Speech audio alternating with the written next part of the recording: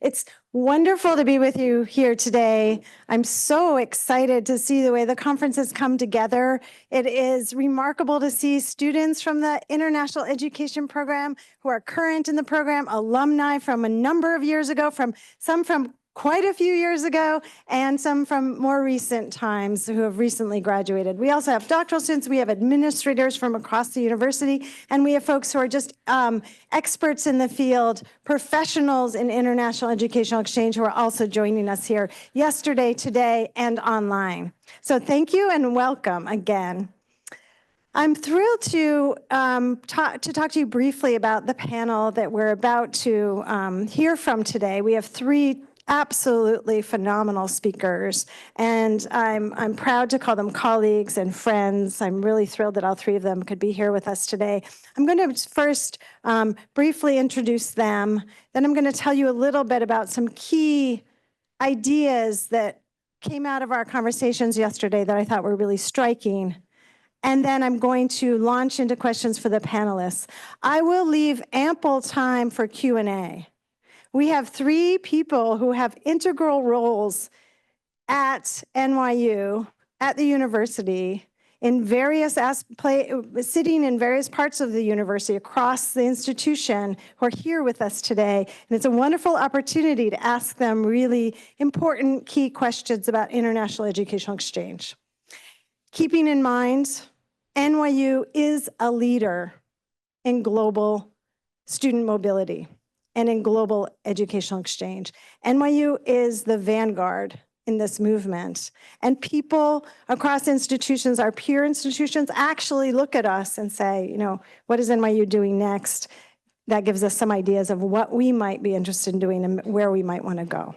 So let me first, as I said, briefly introduce our panelists. First, we have with us, I'm going to go in alphabetical order, and I have to take off my glasses actually to read my phone.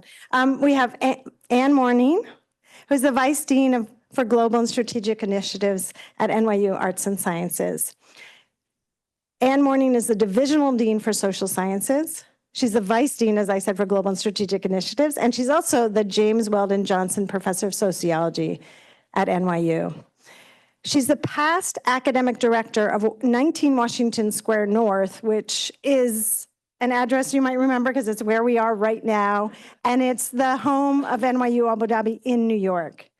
Anne was an integral director of this part of NYU Abu Dhabi, and she was the first, actually. So kudos to Anne for that. Niyati Parekh is Professor of Public Health Nutrition and Associate Vice Provost for Faculty Initiatives and Global Engagement here at NYU. Niyati's research and teaching are motivated by deep commitment to reduce nutrition-related disease outcomes in at-risk groups. In pursuit of this goal as a nutritional epidemiologist, she has developed a robust research portfolio that examines the intersection of biological and behavioral factors of non-communicable diseases in US populations. She holds a PhD in nutritional sciences, minor in population health sciences from the University of Wisconsin-Madison. And our third panelist is Christy Patton, who is the counselor to the president of NYU at New York University. Patton has been at NYU since 2007. Sorry, Christy, I've been referring to everybody by their first names, has been at NYU since 2007. She served as Vice Dean of Academic Affairs at NYU Steinhardt and Chair of the Department of Occupational Therapy. As a professor, her research examines strength-based practices in inclusive public school settings. She's a leader in her field, in addition to all of the administrative tasks that she takes on. In her current role, she oversees the priorities of the Office of the President and is a key liaison to the Office of the Provost and major administrative units to coordinate planning, implementation, and assessment around these joint efforts. So really, I like to think of Christy as the glue that holds the university together. I don't know if she wants to use that word, but she has a key role at this institution. So let me first tell you, before I pose questions to our panelists today, let me first give you a sense of some of the key ideas some of the key pieces of information that arose from our panelists yesterday, and some of the key ideas that we discussed. First, U.S. universities, it's no surprise to anybody in the room, are witnessing declining enrollment. U.S. universities are expecting declining enrollment of about 15% by 2030.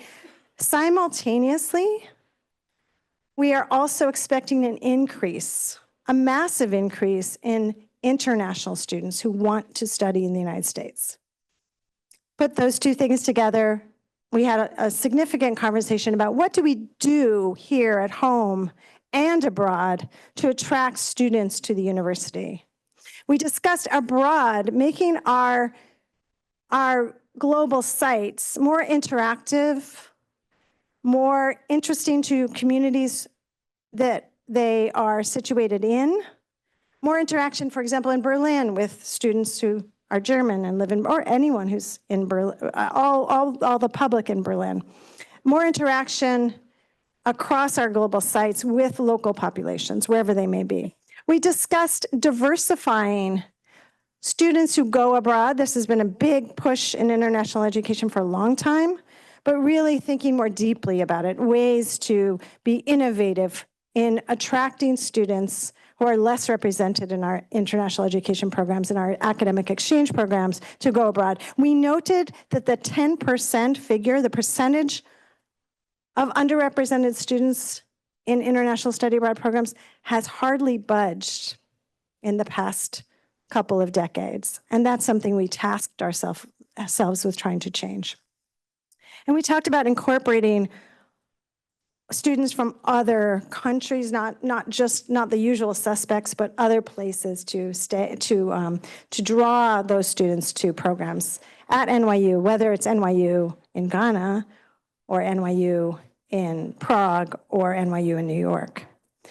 And we talked about what we see now. Sharif presented some key stats to us about NYU in the moment, and NYU is actually seeing demographic shifts in top senders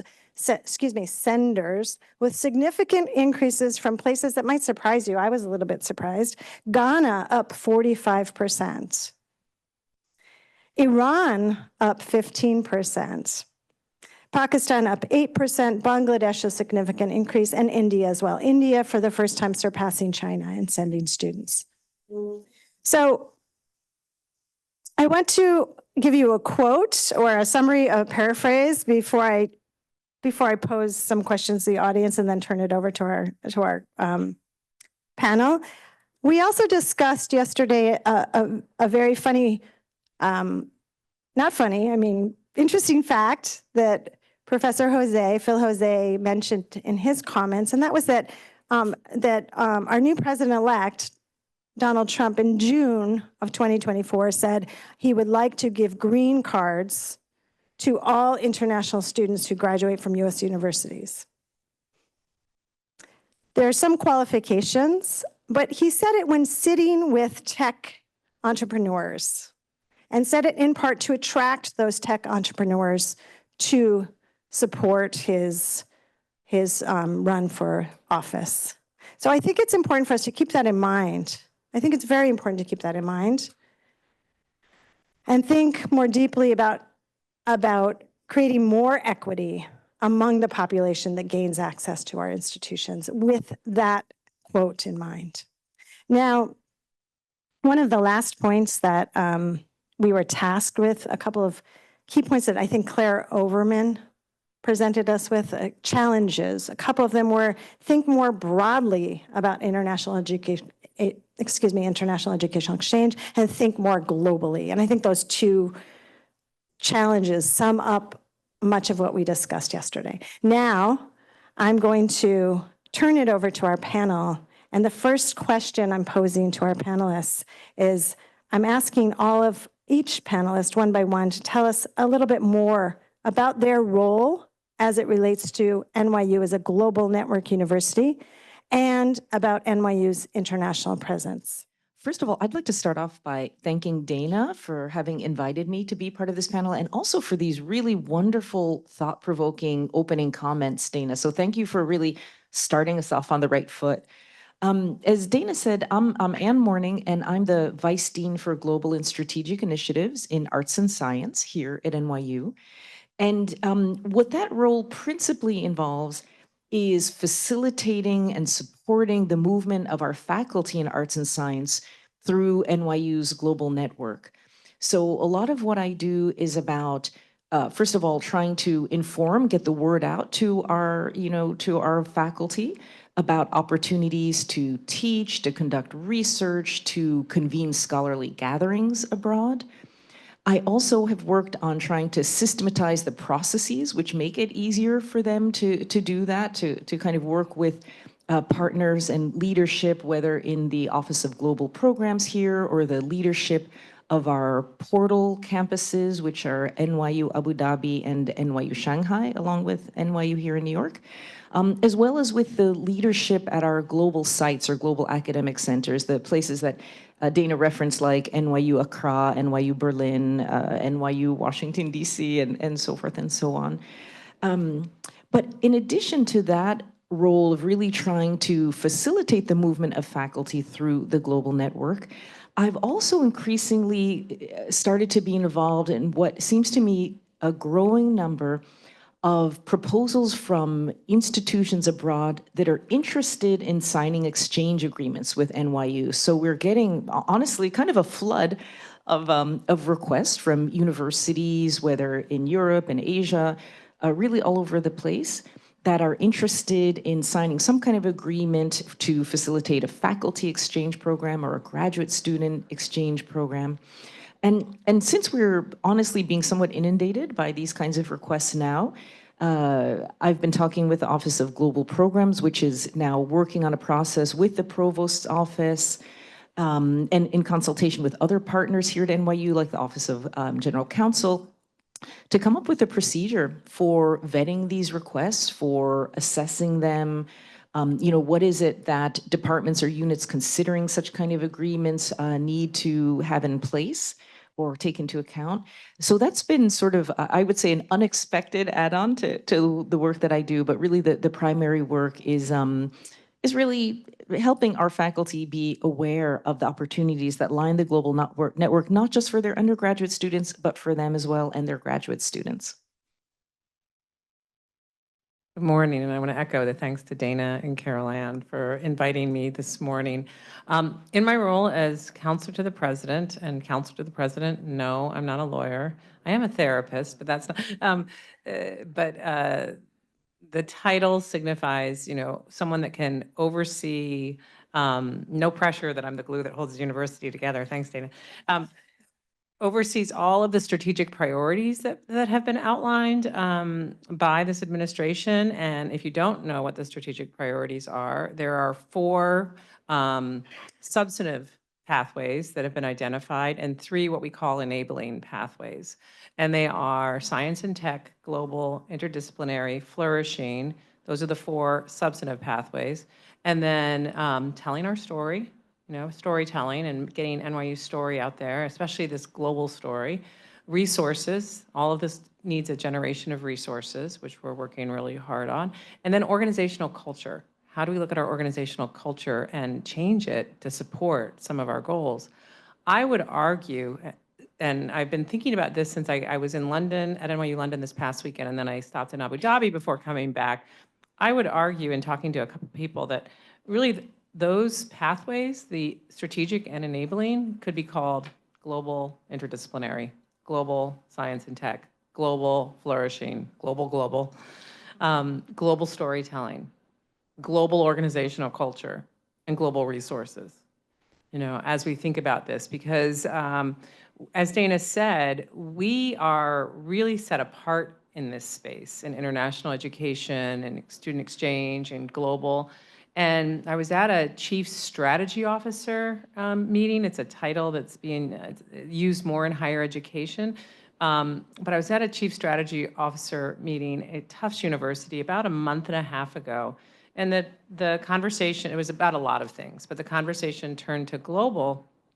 And I was sitting with my colleagues from, I think it was Georgetown, Rice, USC, and there was one more, I can't remember. But we were having this conversation and they were sharing statistics with global. Ghana does not surprise me that it's growing. You know, if you look at the aging of the population globally, countries in Africa, they're skyrocketing in the 18 to 22-year-olds. It's unique. It's very unique.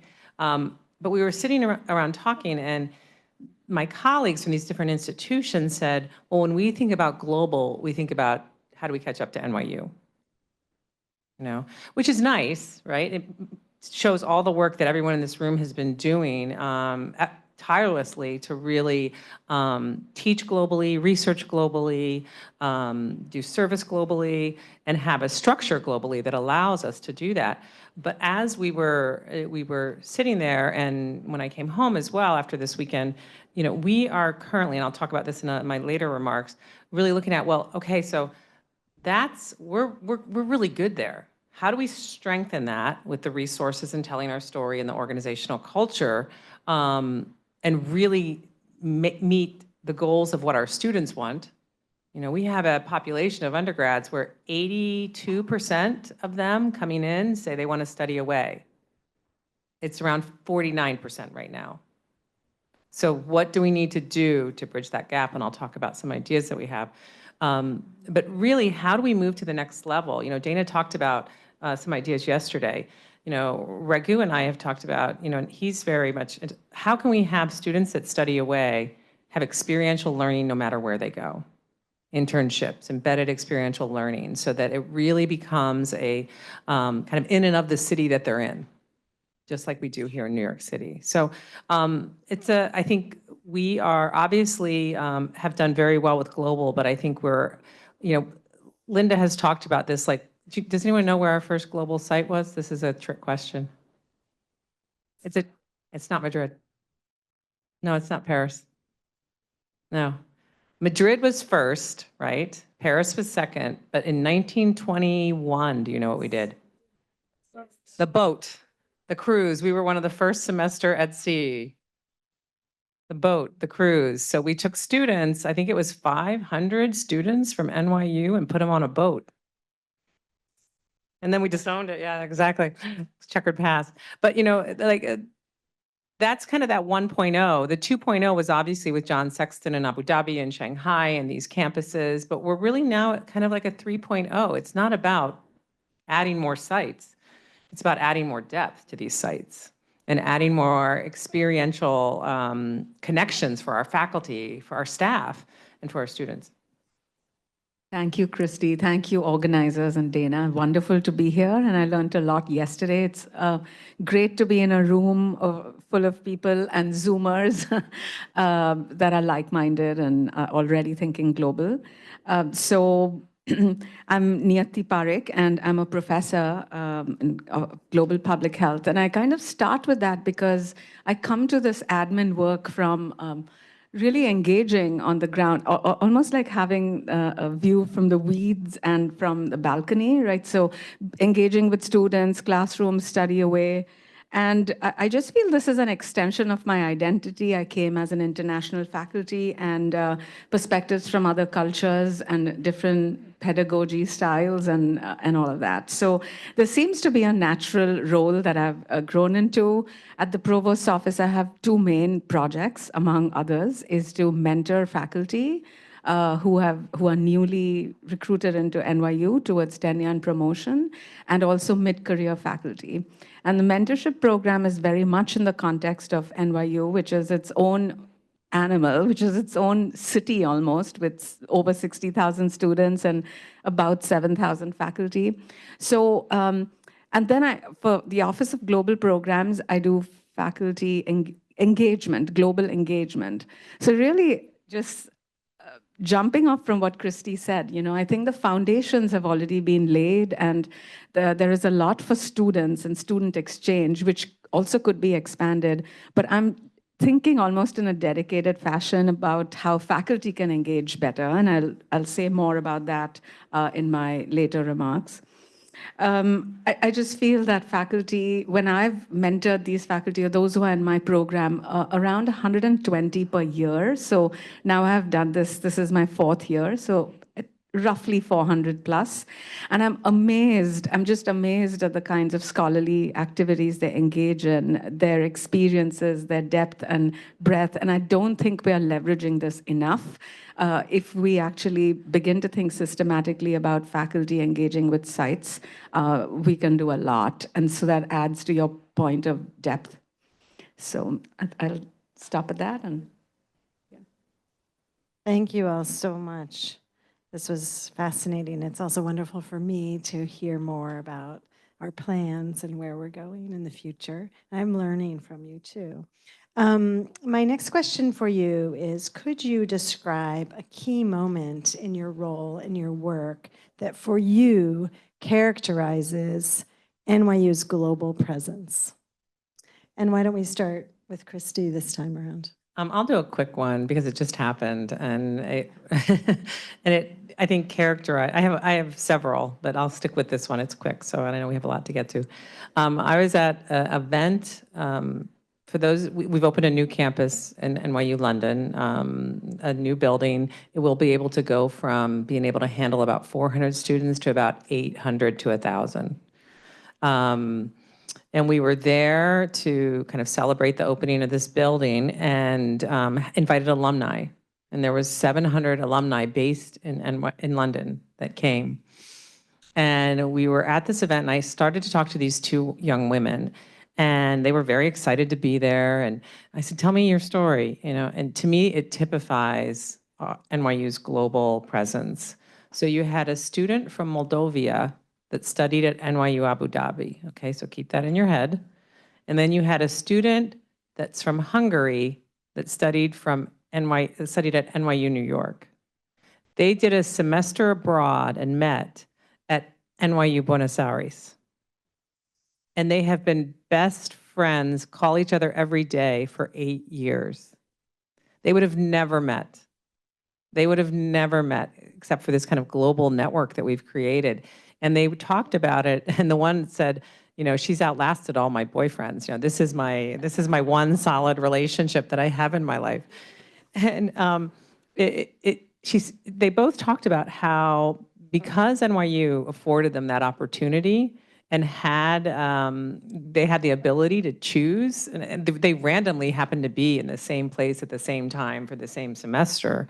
But they said, they felt that no other university can do that in a way that is that connected, and because we have the Abu Dhabi and the Shanghai campuses too, and you have students at Abu Dhabi and Shanghai have to study away. They study away at a very high rate, around 96%, 95%. And that just meeting them last weekend kind of typifies to me our global presence. That's a great story. I'm not sure I can top that, but what an experience that I had this past January really kind of stood out to me as emblematic of what NYU's global network can do. So I was invited to a workshop that was held at NYU Madrid on the topics of imperialism, racism, and fascism. Of course, sort of drawing on Spanish history, but also connecting it to histories of fascism, colonialism, and so forth. Now, I was invited there both in my capacity as a sociologist of race, who studies race in comparative perspective, but also in my capacity as the Vice Dean for Global Initiatives. And what I thought was just so wonderful about this meeting was that it was made possible by an NYU program, the Global Opportunity Grant, so a new mechanism for bringing our faculty together across sites to meet each other. And it did indeed bring faculty from really all over our network. Now, interestingly, the same site, NYU Madrid, is going to be hosting another workshop, kind of in a similar vein, on race and racism in comparative perspective in May. And I should say, not all their stuff is on race, just the stuff that I get invited to is on race, which is why I know about it. But again, this is going to be, again, a scholarly meeting which brings together faculty from Abu Dhabi, from Shanghai, from Florence, from Prague, I think, really from kind of all over the place. And I think that it's in these meetings that we start to see the beginnings a sense of one NYU faculty. And I think that sense of all of us being part of a larger community, a larger faculty community, is something that I think is still aspirational. I think it's still a work in progress at NYU, but I think it's something that that we should strive for, and that we have the tools to do so, to really create a community that understands itself as being not solely limited to Washington Square, but really embracing members across the globe. So for me, this was a really inspiring moment to see that in action. Thanks, Anne. And I was smiling at that because the Global Opportunity Grants are done by my office. So I'm glad that you thought of that as a key moment. For me, it's been sort of a continuum from the classroom to the experiences I share with the faculty. So the one I'll sort of stick with is my program I did in Mexico when we went to traditional healers, and we I don't remember the details, but we were doing something around volcanic rocks that were very, very hot, and really learning about public health through their traditional practices. And then, so that was a class I taught, and it was transformational for so many students. Some of them, I recall, didn't even have a passport, so it was a very big step. And then just those memories took it to my next work, which is with faculty. And we've done deep dive intensive writing salons for about 8 to 10 days on different sites, whoever can host us. So our first one was Tel Aviv, which was amazing. I think the faculty ended up even getting grants with local faculty there. I don't think they even realized these connections would be meaningful until they were back. So we included the local faculty. The next one was in LA, and now I'm taking a bunch of 20 faculty to NYU BA, Buenos Aires. So I think these are just like wow moments for me when we come together from across the university, disparate fields, and something beautiful comes out of it. Thank you all so much. Now I'm going to ask you some more specific questions for each of you to talk about in relation to your current work and your current role. So Christy, you work now in the president's office. Prior to that, you were in the dean's office at Steinhardt. Prior to that, you were administrator in your department, the chair of the department. And prior to that, you were a faculty member. Actually, we came in together, Christy and I. So we've known each other for a very long time. And I know her way back when. So, you have seen the university from multiple angles. And now, in your current role, can you describe beyond, you did some of this in the beginning, but beyond what you've told us already, can you share a few more details about NYU's global priorities? I know you have privy to those conversations. You're involved in those conversations. There might be messages here that folks in the room would love to share with you, and there might be information that you'd love to get from people in the room. And could you tell us a little bit about those priorities, where they stand, and what do you need? What can we help you with? Thanks.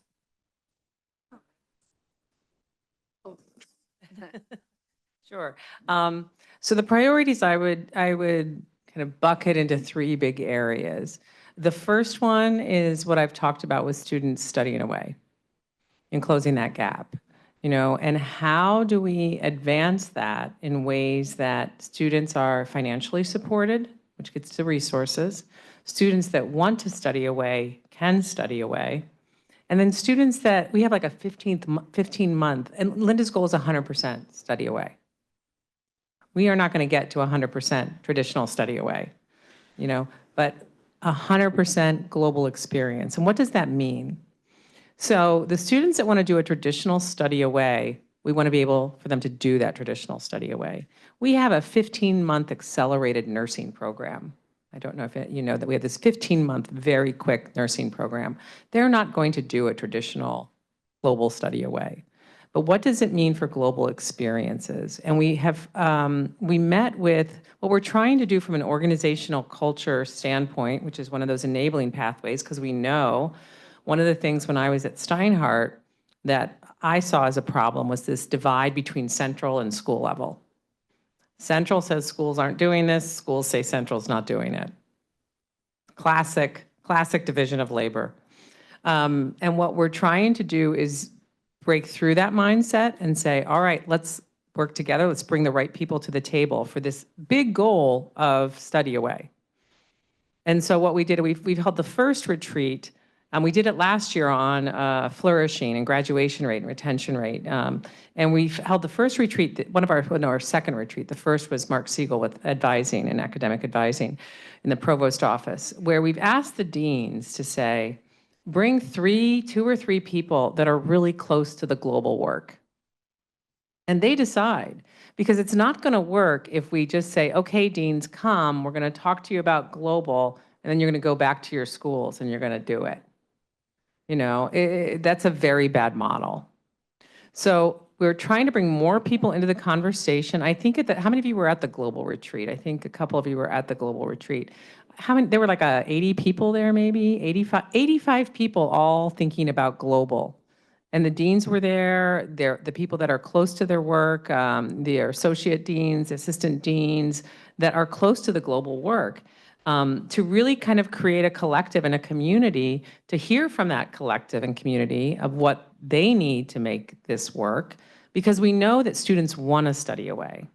You know, I don't know if you heard from Sebastian Chung and his work. Oh, he had to cancel. So quick overview of that. When students study away, controlled for all the demographic factors and socioeconomic status factors, they graduate at a rate of 4 points higher on time graduation. So global study away works. So how are we going to really work as a collective, and how are we going to give schools information and measurement? We've created in my office, which is kind of the strategy and integration team. I have Peter Holm, who many of you know. He works with me, as does Lisa Taylor and Britt Shep Wong. We have a data analyst as well. We've created something called Compass for senior leaders. And Compass is basically a benchmark tool. Some of you might remember SLIP, the Senior Leadership Information Portal, that was very poorly used. It wasn't used. It was data, but used by maybe the Office of Research, but that was it. But we've created a very accessible measurement tool that looks at these metrics in each of these pathways. And for global, it's obviously study away participation, but it's also like, where is the student at in their journey, and how much time do you have left to help them get a study away experience? And so we have that data, so schools can see where do they need to focus their efforts on study away. Many freshmen don't hear about study away. There's some wonderful programs that are going on where they do, but many freshmen don't hear about study away until it's too late, and they can't make it work. And then also looking at curricular efforts around study away, and how can we make curricular efforts so that they can get the classes they need when they want to go to a site. You know, so that is kind of the first area, I would say, very robust, already doing the work. The second area is this global research enterprise. We have incredible faculty. Stacy Bloom, if she were sitting here, she would tell you we have faculty doing research, and I think it's now 107 countries. That's phenomenal. And again, a leader in the space. But we, until recently, haven't had an organizational culture where we've had an international research office. So how do we create the infrastructure that supports this global research, you know, in ways that are profound and throughout our network that faculty can tap into, and students, PhD students, postdocs, grad students can tap into, that really solidifies this global research presence? You know, can move around the network as a researcher. So really solidifying the research efforts along with corporate partnerships and governmental partnerships. You know, I had a grant in Ghana where we trained women leaders in education that was funded by Santander Bank, and we disagreed with the funder, Maria Teresa de la Vega, who was the first female vice president of Spain. She said, you must bring all the women to New York. And we're like, that's a waste of resources, because that's expensive. You know, we had 12 teachers that we were working with every year.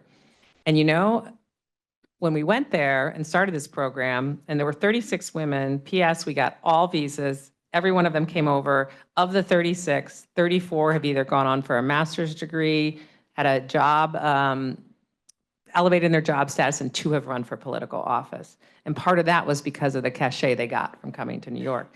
And when I went over there, the guy in the MOU office at University of Education Winneba, which is our partner, had a stack of MOUs of universities that wanted to come there to Ghana, and no one wanted to bring any of their people to the US because it's difficult.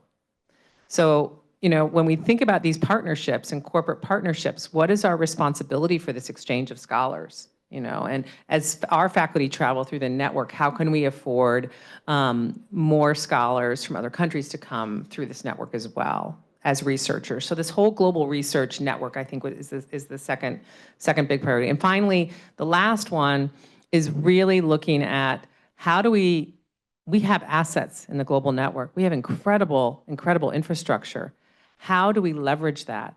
How do we leverage that in ways that advance some of the work that, I don't know if Raghu talked about India yesterday, that we want to do in India? How do we build upon these sites as a network that really leverage them in a deep way versus a more broad way?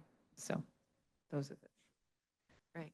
You know, I'm going to second something that Dana said about learning so much from just listening to you. I'm so glad to be here with you this morning. Sorry, I just had to add that, Dana.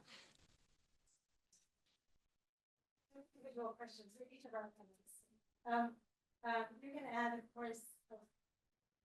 I forgot my microphone. You can add, please, and feel free to add on to anything Christy is saying. The specific question I wanted to ask Anne, as I mentioned, was the first faculty in residence here and faculty director of NYU Abu Dhabi in New York.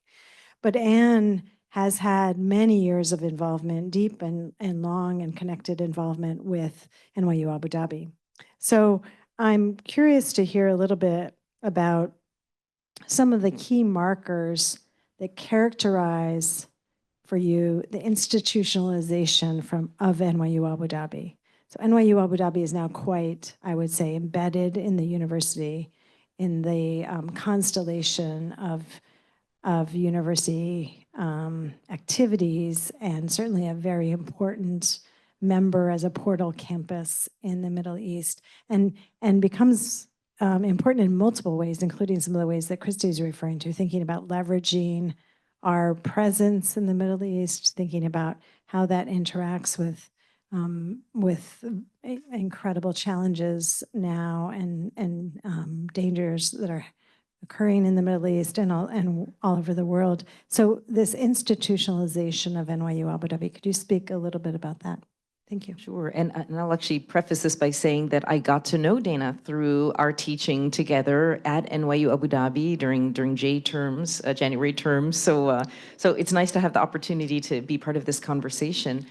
You know, I think thinking about the institutionalization of NYU Abu Dhabi and its milestones, I think a natural place to start off is just to think about what's happened with the student body, right? Sort of the kind of getting to the primary mission of the institution. And you know, I think it's incredibly impressive to think when, you know, the NYU Abu Dhabi project was first publicly announced back in 2007. Just 3 years later, it was opening its doors to its first, you know, entering cohort of students in 2010. This was a little under 150 students. And this was also in the downtown campus. How many of you have visited NYU Abu Dhabi? Okay, some folks have been here, most not. So at that time, we were in some kind of temporary housing, so to speak, in the kind of the downtown center. But a couple of years later, by 2014, we had this brand new, beautiful campus on Saadiyat Island. So certainly the building of that campus was a major, you know, milestone. And to think also about where the student body has come since that entering class of 2010 is really quite incredible. So that from that first cohort of about 150 students, we're now at a student body of over 2,000 undergraduates with a little over 130 graduate students on campus as well, about 370 faculty. And I think it also has to be said that part of the institutionalization of NYU Abu Dhabi has been the establishment of its reputation, which I think, you know, if we think about some of the awards, the honors and awards that students and faculties have received, we're now, I think at last count, we were at 22 Rhodes Scholars, which is incredible for an institution of that size and relative youth. You know, lots of Schwartzman scholars, all kinds of accolades. But I think it's also really important in thinking about the institutionalization to also think about the other things that the leaders of NYU Abu Dhabi and the planners did from early on that made sure to establish it as an institution that was connected to its surrounding, that was connected to the UAE and to other global partners, so that it wasn't solely an undergraduate focused entity.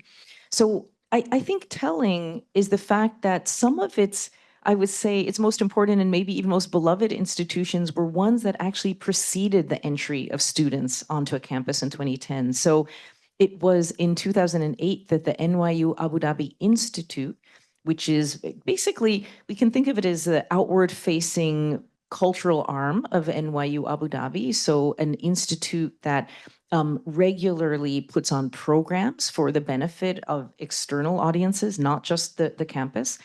So the institute was founded in 2008, and this center, NYU Abu Dhabi here in New York at 19 Washington Square North, opened its doors in 2009. So both of these very much outward facing and sort of culturally minded organizations that were part of the vanguard, I think, of presenting NYU Abu Dhabi to the world, they were in place before any classes ever took place.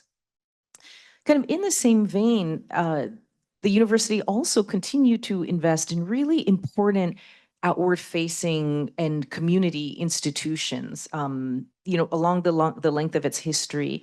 The Summer Academy, which basically supported talented young high school students in the United Arab Emirates, and awarded them Sheikh Mohammed scholarships. You know, this happened early on in the institution's history. The art gallery, again, one of the outward-facing pieces of NYU Abu Dhabi. Literally, if you go to the campus now on Saadiyat Island, the art gallery is, you know, one of the first things that you see upon arriving at the campus. It's got its doors open to visitors as you arrive. All of these sorts of institutions, which were very mindful of cultivating relationships beyond the university, they were thought with a great deal of care and established very early on in the university's history.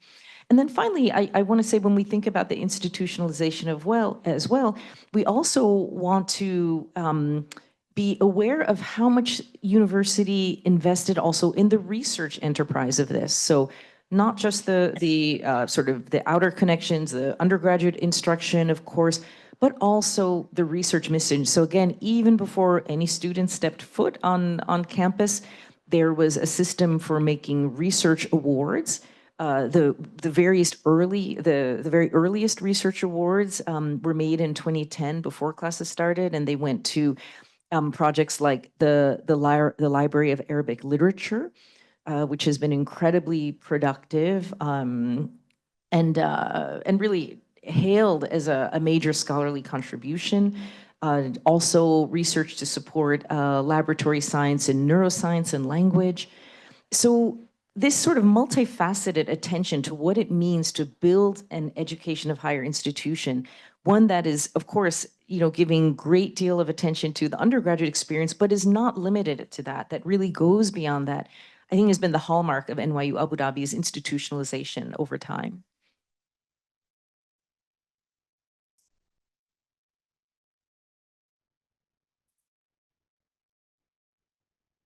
So Nancy, again, I'm looking at my notes on my phone. So if you're wondering why I keep referring to it, that's the reason. Thank you for your patience.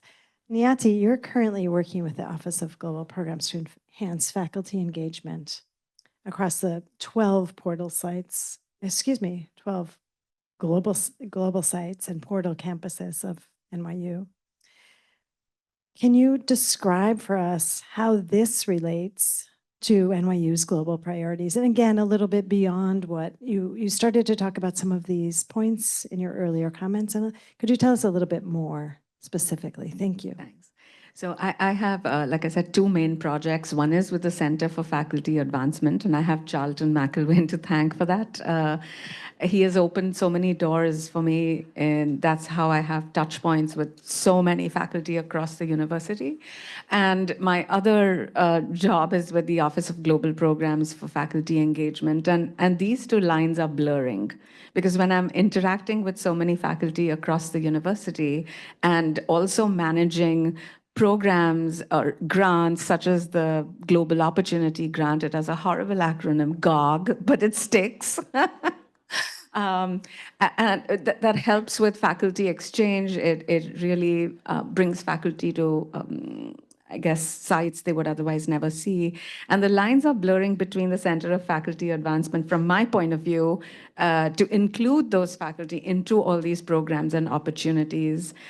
I'm sort of just going down a few pet projects, and I think one of the challenges is that there's not enough faculty who know about these. Either they don't read emails, which is a big possibility, or the word is not getting out in a way. So I'm trying to think, maybe even with Christie's group, as they're thinking about how to loop in more faculty, bring people in these conversations, maybe do a road show at every school or department. I don't know what the answer is, but really trying to bring more faculty into these conversations.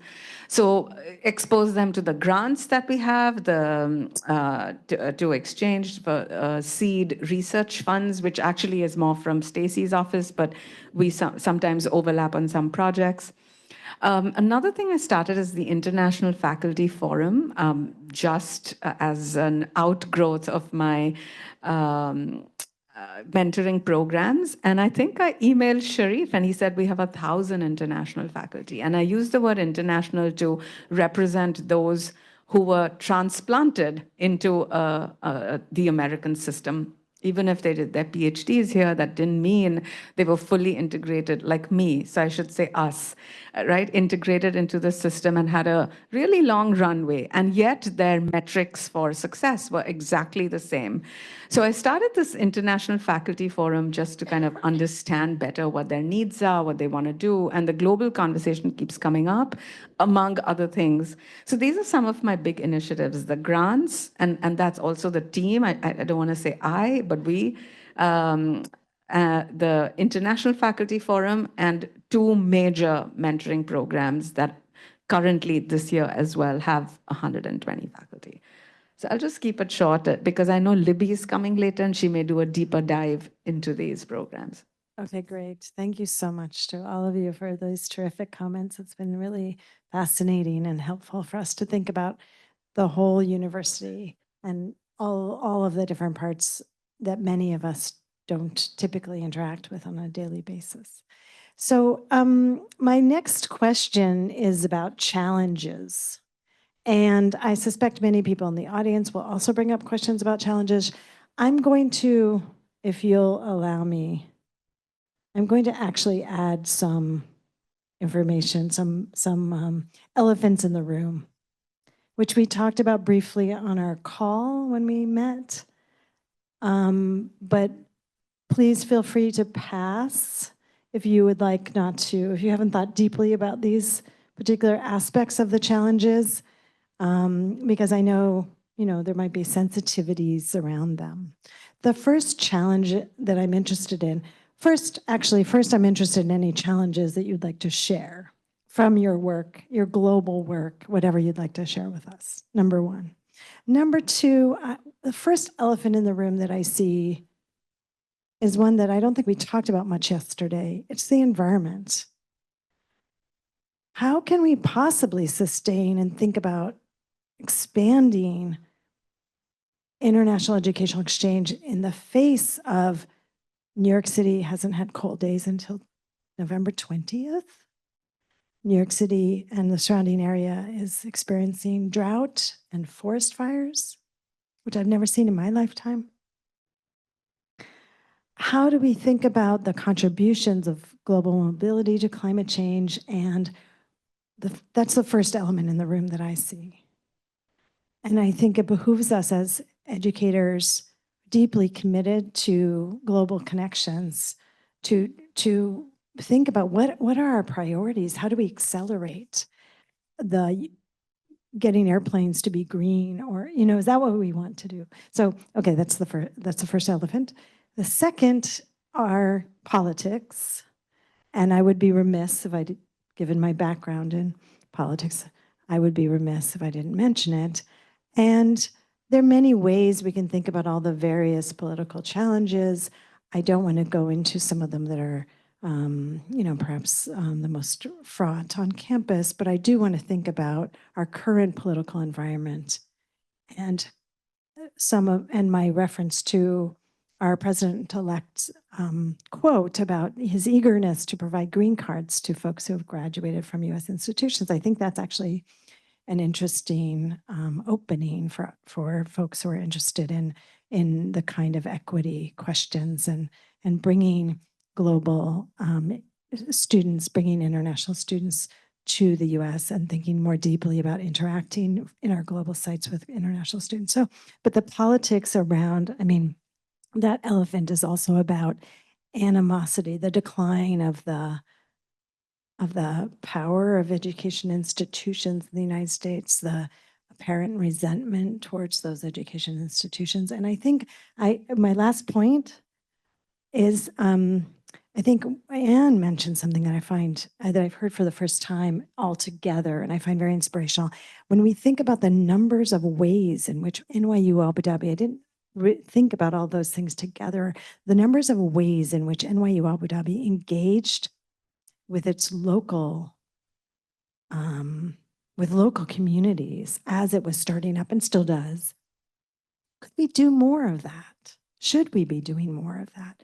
Why aren't we doing more of that? Maybe we're doing a lot of it, but we don't know about it. That's another question. But okay, so I'm gonna, I hope you forgive me for throwing out those challenging questions. And as I said, I want to reiterate, please, I want you to take time to think if you need to. Thank you. Niati threw the mic at me. I'll start. I like elephants in the room. So the first on environment, let me just kind of do the environment and the political one. The environment is, we are lucky to have a chief sustainability officer here that has done incredible work, Cecil, in the sustainability of our campus here, and we use 1 million gallons of water a day here at NYU. And with the drought, he started to do some messaging around that. And we're responsive. We cut it dramatically, So I think that, to me, the environment and global mobility is about a couple things. We can get back on the boat and stop traveling around, which, I think is not something that we're going to do. But I also think that because we have such this rich global network, we have a rich global network and will of problem solvers. We are doing some amazing climate change research globally, here at New York, but also globally. And because we have this global network, I think we need to, and I know Elise Capella in her role as Vice Provost for university-wide initiatives, is looking at inequality research, but it's also looking at the climate research and marshaling our global network. What does that mean for student mobility? That is a problem that we have to solve, and really look at, as far as does it mean more local? Does it mean more students that don't have to travel as far to get to these global sites? Who knows? I think that's something, though, that I'm proud that we're at an institution that's willing to look at that, and willing to take that on as a problem. The politics, and we have let me start with the Trump administration coming in. And I asked someone, what was your takeaway? A former colleague of mine, where's Parker? I said, what was your takeaway from yesterday? And he was standing there with Sharif, and he's like, hope. I'm like, okay, that's a good takeaway. You can talk to him about his hope. But I think we've been here before. We know the playbook. We know what's going to be focused on, and we have teams already in place that are working on a couple issues. Immigration and visas is an issue that we have teams that are looking and kind of table-topping the scenarios. Sharif, I know you're going to be involved in that, as well as Josh Taylor. So immigration and visas, diversity of our admissions, diversity programming, because we know it's going to be under threat and under attack, right? Our global international students and faculty, as well as just our global network, Shanghai, our campus in Shanghai, and then research content and research privacy.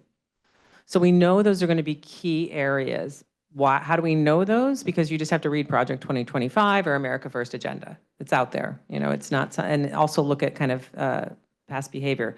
But again, Ann and I were talking, these little, and not to get too political, but these little crumbs that are like, okay, our institutions won't fall. When the nominee for Attorney General withdrew, versus just getting pushed through, right? And so when we were in London, we talked about the constitutional crisis that could happen politically. And the constitutional crisis, these scholars felt, will be at a constitutional crisis if in a judicial decision, the administration says, no, we're going to ignore that. That's when we will be at a constitutional crisis. We think we're there right now, but we have these institutions that are still strong. So just being very mindful of that as a university and the incredible depth of expertise we have here at this university on these issues. We have the law school has an immigrant defense initiative that for no cost, I know you've worked with them in the past. We have an incredible Office of Global Support and Office of Global Programs. So it's going to be tough. It's not going to be easy politically going into this next cycle. But I have, like Parker said, I have hope that we have a lot of smart people in the room.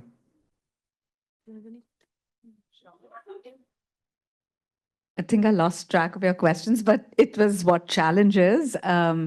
Politically, all I'll say is it's not my expertise, but I've lived for many, many years in India where it was, waves of lots of lows and lots of highs. And the only way to function was to basically make it white noise and really focus on the work that we have to do, because there's so much for us to do, whatever that context is. And so the challenges for me are probably more, I'm bringing us back to our sites and campus, are more just to ramp up from that global 2.0 to 3.0. I think there's going to be a culture shift. It's going to be a huge effort. Lots of people need to be on board. We need the money, the budgets, just everything to operationalize all our wonderful creative thoughts. And so to me, that's just the challenge of how to keep going and keep doing it, regardless of that white noise. That's the best way to think about it. And I think my challenge is also how to make it more equitable for faculty and streamline these efforts with other people who will be involved, because this is definitely a huge task. That's my main thing. Yes, please do bring it back to challenges for your role too, please. Yeah, I'd actually like to start off with challenges for my role specifically, and then touch on the elephants that we spoke about. So in my role of trying to facilitate faculty movement through the network, I basically have challenges from two extremes of faculty. So on one hand, I have the faculty who don't know very much about opportunities to teach or conduct research abroad, or are frankly just misinformed about it, or hostile. So I have on one hand kind of the reluctant faculty who I'd like to, not force people out the door, but to make sure that they have an understanding of the opportunities, to do this and what it might mean for their trajectories as scholars. But then at the other end of the spectrum, I also have the gung-ho faculty. I have the faculty who would like to spend all their time abroad, kind of to the detriment of their teaching responsibilities in New York. So, I have some of that, as well as I also have the faculty who think that they can single-handedly sign agreements between NYU and any university in the world to establish new exchange programs. So I have those kind of extremes are the challenges that I face in my particular role. Now, with respect to these broader challenges that Dana mentioned, on the environmental front, this takes me back to an anecdote from when we were looking to fill the vice chancellor position, the search that ultimately led to the naming of Mariette Westerman as our previous vice chancellor at NYU Abu Dhabi. I served on that search committee. And I remember at one point in our interviews with Mariette, she asked our search committee, you know, is there anything we haven't talked about that you think I should know, or some issue that you think I should know about? You know, and I raised my hand and I said, you know, this is just my personal view. It's not something we've discussed as a committee, but I recently read some research suggesting that in a generation in the Middle East, the heat and the humidity are going to be so extreme, even compared to today's levels, that it's going to make it really very hard for it to be habitable, that, you know, there are going to be real challenges. And I said, so that's something that I worry about with respect to Abu Dhabi in particular. But I think this is, you know, as Dana mentioned, here in New York, we're now, who'd have thunk it? We're in a drought warning. So I think that there's really a broader challenge to us, but one that I think we can meet, tapping into the expertise that Christy mentioned, which is to think about how to make our campuses exemplars of sustainability, of green building practices. We do have this wonderful colleague, Cecil Scheib, who's, you know, thinking about that. In NYU Abu Dhabi, there's also an environmental, I was going to call him minister, that's not the right word, but basically, you know, people who are heading those efforts as well on campus. So I think there's an opportunity for us to be part of advancing a really, really important conversation in higher education about how we literally create physical communities that are sustainable. On the political end, you know, I think it's certainly true that, you know, the political, you know, vagaries of our times pose all kinds of challenges for us, whether in New York or at other campuses.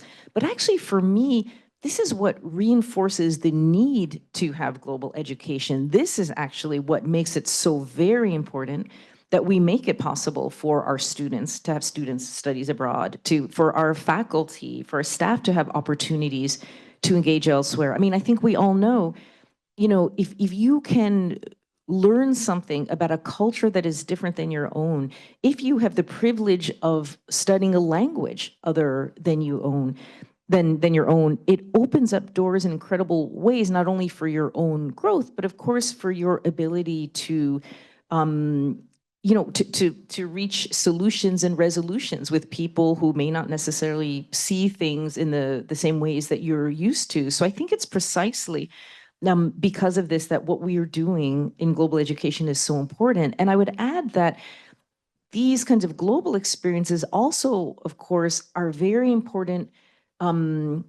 tools for helping us rethink our own societies, so that by studying abroad in Paris or Buenos Aires or Madrid or wherever, one might come back to New York, or for that matter, studying in Tulsa, our newest site, or studying in Los Angeles, right?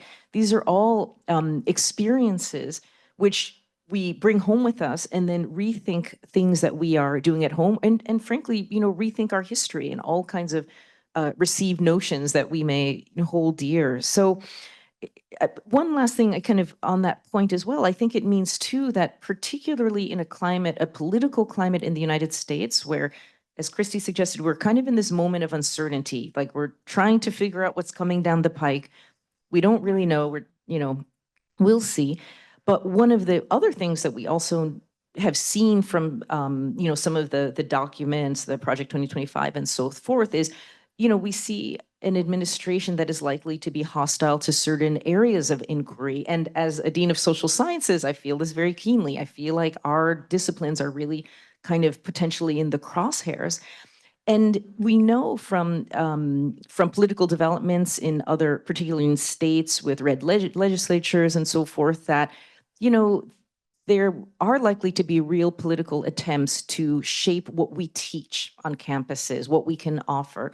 Now, at a private university like ours in a blue state, maybe, I don't think it'll be like Florida, but it may well mean that we find what our faculty are comfortable doing or what we feel like we can do and retain our federal funding and our accreditation and everything may be circumscribed more than we would like, which may mean that our campuses abroad may be the places where our students get to have conversations and be exposed to ideas that are increasingly under fire here in the United States. So that, I think so often when folks think about NYU Global Networks, they think about it as like the mothership in New York, and then they're kind of these satellites and, all of that. And I think that this may really, that political developments in the US may have the silver lining in a way of having us rethink that relationship and think about how much we on the square stand to gain by maintaining very healthy connections to our colleagues at our sites abroad. I think Nianti wanted to add one more. No, I realized I didn't say anything about the climate part, but I just want to bring in some very successful examples of technology that we've tried here on our campus, and I'm sure anyone here from Tandon, like VR. I mean, there's so many ways to connect communities, to bring classrooms in one space. This may not answer the question about do we still fly around, because yes, we would need to, but I think that it would still serve a large community through technology to bring them into this conversation without actually flying around. And an example this semester is the coffee chats that I do with all faculty across the 16 sites. It's just on Zoom. It's an easy thing to plan, and it's still managed to connect so many people, and they've exchanged emails and started stuff. So I'm just thinking technology is huge and can offset some of it. So that's all I'll say. I know we